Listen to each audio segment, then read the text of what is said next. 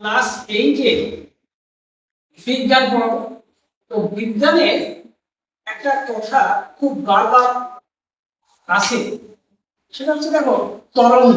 তার তরঙ্গ ধর্ম আছে, আলো, ইলেকট্রন, এইসব।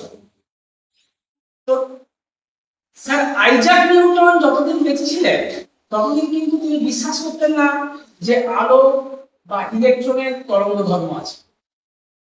তিনি তার জীবদ্দশা পর্যন্ত জেনেছিলেন আলো কেবলমাত্র কণা ধর্ম আছে।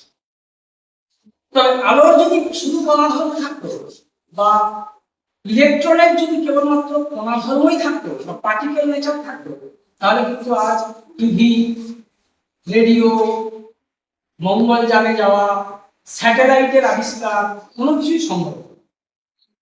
তো তরঙ্গ কি এ প্রসঙ্গে ভাবতে গেলে আমাদের মনে হয় যে সমুদ্রের তরঙ্গ, জল ঢেউ দিচ্ছে, এই ধরনের জিনিস মনে হয়। কিন্তু তরঙ্গ ব্যাপারটা খুব জটিল হলেও বোঝার ক্ষেত্রে খুব সহজ। তরঙ্গ কি? তরঙ্গ হচ্ছে দেখো ইংরেজিতে বলে ওয়েভ। ওয়েভ কি? অ্যাকচুয়ালি ওয়েভ হচ্ছে অ্যাক্টিভিটি অফ দ্য পার্টিকেল।